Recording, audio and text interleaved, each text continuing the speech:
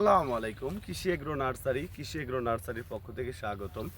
তো আমার ঠিকানা হচ্ছে নাটোর জেলা বড়াইগ্রাম থানা গ্রামতাল কুণ্ডুপাড়া। আমি মোহাম্মদ আমিরুল ইসলাম।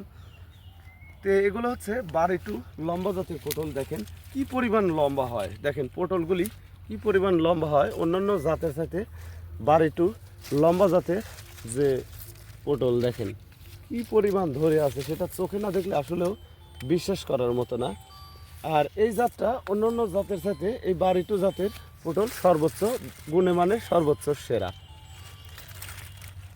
যে পটলগুলি দেখেন ধরে আছে, এই দেখেন পটলের যে চেহারাটা কি সুন্দর চেহারা। দেখেন দুইটা পটল ধরছে এখানে, দুইটাই 200 গ্রাম ওজন হবে। শশার মনে হচ্ছে যে শশা, কিন্তু শশা না, এটা পটল।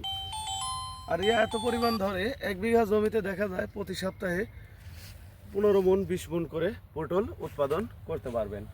দেখেন যে পটলগুলি ধরে আছে। আর এটা লাগাতে হয়, চারা রোপণ করতে হয় হচ্ছে লাইনে 2 হাত পর পর, আর এক লাইন থেকে আরেক লাইন 5.5 হাত। আমরা যে মাছাটা করেছি মূলত 4 হাত মাছা।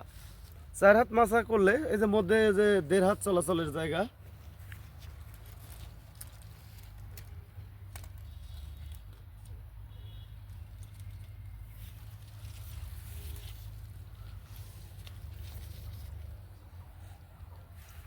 আর পটলে সার ব্যবহার করতে হয় মূলত ইউরিয়া সার, টিএসপি সার, পটাশ এবং দানা বিষ। মাঝে মধ্যে সরিষার খৈল আপনারা ব্যবহার করবেন, তাহলে ভালো একটা ফলাফল আপনারা পাবেন। এই যে পটলের যে জাতগুলি দেখেন সুন্দর ধরে আছে।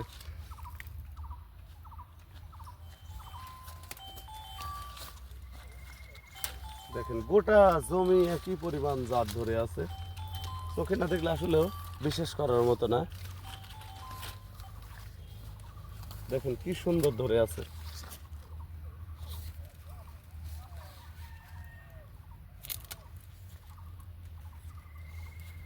তো ভিউয়ার্স, আপনারা পটল চাষাবাদ করবেন উঁচু জমিতে, যে জমিতে বন্যার পানি বা বৃষ্টির পানি জমে না, এমন জমিতে আপনারা পটল চাষাবাদ করবেন, তাহলে সর্বোচ্চ লাভবান হইতে পারবেন। কারণ নিচু জমিতে আপনারা কখনো পটল চাষ করবেন না, কারণ এটা দীর্ঘমেয়াদী ফসল। এক জমিতে যদি পটল চাষাবাদ করা যায়, দেখা যায় যে দীর্ঘদিন একই জমিতে পটল চাষ করা সম্ভব। এই যে আমাদের জালিতেই প্রমাণ পাওয়া যাচ্ছে, এটা হাইব্রিড জাতের লম্বা বাড়িটু পটল। দেখেন প্রতিটি জাতের কি সুন্দর জাত।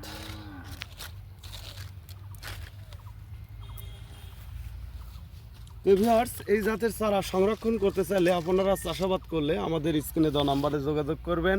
আর ভিডিওটিতে অবশ্যই একটি লাইক, শেয়ার, কমেন্ট করবেন। আসসালামু আলাইকুম।